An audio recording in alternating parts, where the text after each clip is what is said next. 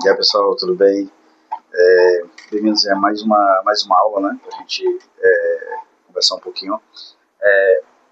A vida cotidiana, né?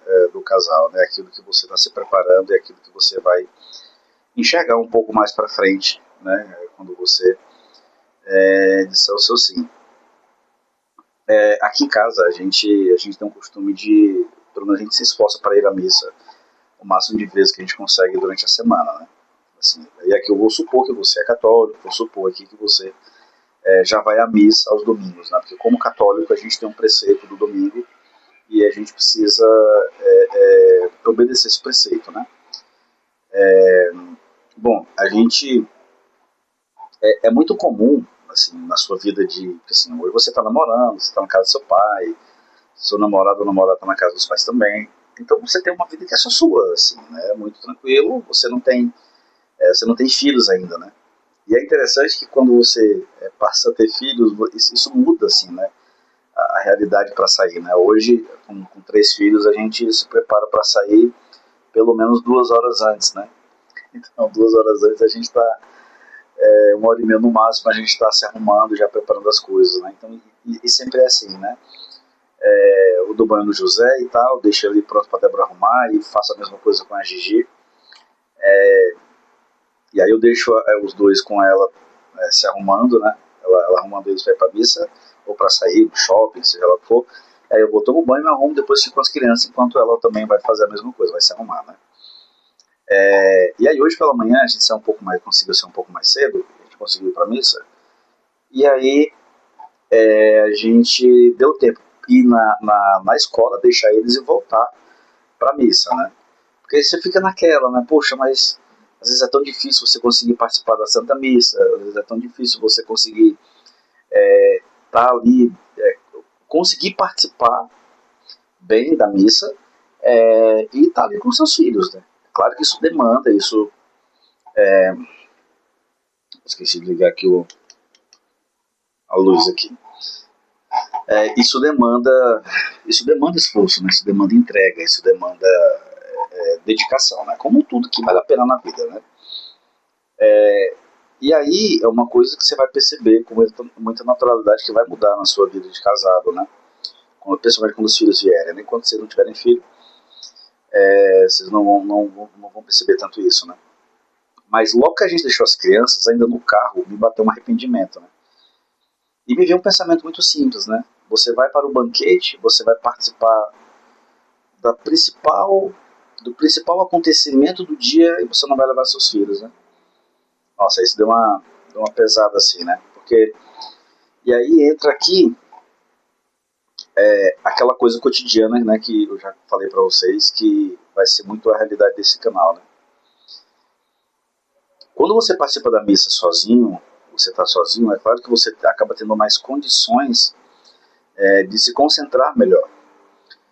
Só que uma vez que você casa, uma vez que você tem filhos, e aí é aqui que está a graça escondida, é aqui que está o tesouro escondido. O tesouro escondido em você conseguir participar da missa, tendo seus filhos ao lado, é um que chora, é um que sai, é um que quer, que viu uma outra criança com um brinquedo e quer brincar, uma ida ao banheiro que precisa, aí você acaba de chegar e pede para ir ao banheiro novamente, e vai pro colo e vai pro chão. Claro que aqui é um comportamento esperado de uma criança. Tá tudo certo, né? Não tem nada de errado aqui, tá? É claro que aos poucos você vai educando, orientando, dizendo, né, não pode brincar na missa, né? A missa é o local para você rezar, então você vai conscientizando e você vai educando exatamente assim, né? Mas aqui que está a graça escondida. Por que é uma graça escondida? Santa Teresinha, para quem conhece Santa Teresinha, que é aquela Santa das Rosas, né? Santa Teresinha, ela tinha, quando ela entrou para o Carmelo, ela tinha o desejo de fazer muitos sacrifícios. Ela tinha vontade de fazer os sacrifícios como os grandes santos, né? Fazer muitos jejuns, fazer muitas penitências, muitas mortificações. Só que logo que ela começava a fazer essas práticas, ela adoecia, né? Porque ela tinha uma saúde muito frágil, né? Ela não tinha uma... Ela não era muito forte desse ponto de vista, né?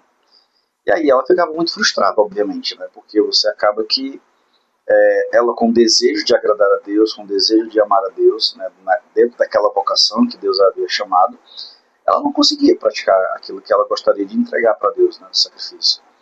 E aí aquilo é um incômodo muito profundo nela, né? Aquilo é uma frustração muito grande para ela. Mas Deus é muito bom.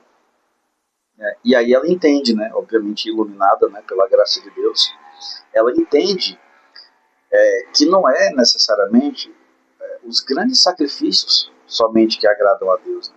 Mas as pequenas coisas, né? Porque aí ela compreende aquilo que é fundamental na vida de todo cristão, na vida de todo santo, né? Todo santo viveu isso, não é necessariamente a obra que você faz, né? Mas é a intensidade, é o ardor com que você oferece, né? É a pequena coisa que é feita com, com muito desejo que dê certo, né? Com muito esforço para que dê certo. Né? E aí, aqui que está uma graça escondida de quem é pai e vai com seus filhos para a missa. Aí aqui para mim fica um grande aprendizado, né? Assim, por mais que seja custoso participar da Santa Missa com as crianças, nós temos sempre que levá-las para a Santa Missa. Por quê? Porque naquele momento também sobre elas é derramado graças para a sua infância, para a sua para a sua para a sua pureza. Então, assim, Deus derrama as graças sobre as pessoas de acordo com o que há necessidade, ou não necessariamente que eles tenham uma necessidade, são crianças ainda, mas Deus derrama as coisas sobre uma pessoa de acordo com o que convém para cada uma. Então, assim, veja que é exatamente nesse pequeno esforço que você tem, ou no meu caso que eu já tenho, mas que você terá, né, vai ser esse pequeno esforço que você tem entre o espaço de levar teu filho ao banheiro, ou colocar teu filho no colo porque ele está chorando, porque ele quer um brinquedo de uma outra criança, nesse espaço, nesse esforço em que você tem que atendê-lo e entregar seu coração, porque aqui existe um esforço, tá? Aqui existe um movimento, né, de virtude, existe um movimento de boa vontade e disposição para você aceitar que aquela criança, que aquele ser é uma criança, ela vai te demandar essas pequenas coisas, porque aqui o adulto é você, tá? Então o que se espera da criança é que ela seja assim, e o que se espera do adulto é que ele seja equilibrado, controlado, paciente, que ele seja um homem, uma mulher que tenha em si as virtudes, se não bem desenvolvidas, mas em desenvolvimento, né? E aí aqui é que está o segredo para que você se entregue a Deus naquela sua impossibilidade de concentração, né? E ao mesmo tempo enxergar que naquela criança existe um movimento, existe ali uma oportunidade, existe uma necessidade a ser atendida, né? Ou seja, eu sempre vejo nos filhos, eu sempre olho para eles e entendo que naquele momento também é um momento de agradar a Deus para servi-los, né? Para cuidar deles, porque às vezes uma criança está doentinha, às vezes, mesmo assim você vai na missa, a criança está um pouco gripada, entende? Então, veja que à medida que seu coração entende que aquela realidade é a sua realidade e você absorve a realidade e diz, não, tá tudo bem, a criança tá tá chorando, tá me demandando atenção, tá tudo bem. É exatamente esse é o seu lugar de casado, esse é o seu lugar de pai, que é enquanto você se esforça para participar da Santa Missa, você também está a serviço e atento aos cuidados com os seus filhos, né? Porque assim, é claro que à medida que vai passando, à medida que você vai evoluindo, que os filhos vão crescendo, que você vai também amadurecendo, né? Isso vai ficando um pouco mais você consegue viver isso de forma melhor. Mas lembra, quando você estiver na posição de ser pai e de ser mãe, e você vê que essas coisas acontecem, não se irrite, não fique aborrecido, não fique aborrecida, né? Ah, esse moleque tá vindo aqui encher minha paciência, eu não consigo mais participar da missa direito, eu não consigo mais fazer isso, eu não consigo mais fazer... Esse é seu lugar de pai, esse é seu lugar de mãe. De novo, nesse lugar, nesse pequeno movimento do esforço que você tem para prestar atenção na Santa Missa, na homilia, é também nesse esforço que você precisa ter da atenção em relação ao seu filho. E aí aqui você consegue fazer as duas coisas ao mesmo tempo. Você, com pensamento, né? Desculpa aqui, pessoal, que meu olho está coçando.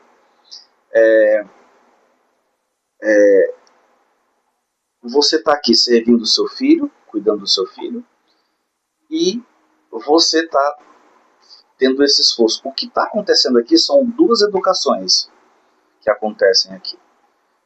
Seu filho não sente a ausência de cuidado, logo ele se sente amado, e ele vê em você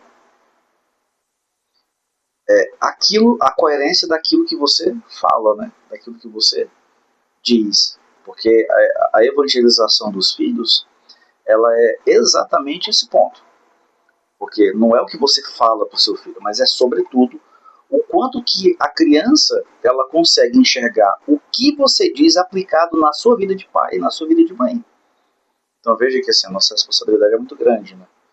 Então como que você consegue educar uma pessoa se não necessariamente você ainda não está educado? Né? Como que você consegue ensinar as virtudes, ajudar uma criança a desenvolver as virtudes, sendo que você ainda talvez não tenha as virtudes ainda bem desenvolvidas, né? Então assim, veja que existe um movimento bem complexo aqui acontecendo, mas é exatamente nesse ponto em que Deus olha para você e Deus derrama sobre você as graças necessárias para que você siga e para que você faça que você cumpra seu papel de pai, cumpra seu papel de mãe e ao mesmo tempo participe da missa. Se alimente do santo corpo de nosso Senhor Jesus Cristo, sacrosanto corpo de nosso Senhor Jesus Cristo, e você cuide dos seus filhos. Tem uma santa chamada Santa Brígida da Suécia. Gosto muito dessa santa. Ela diz assim, na verdade assim, né, os escritos sobre ela falam o seguinte, né, que ela teve 9 filhos e que em nenhum momento ela deixou a desejar. Veja só, ela teve 9 filhos. Em nenhum momento ela deixou a desejar,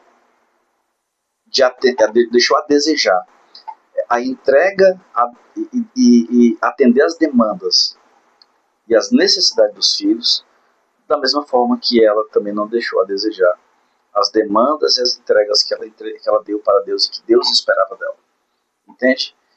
Entende que aqui existe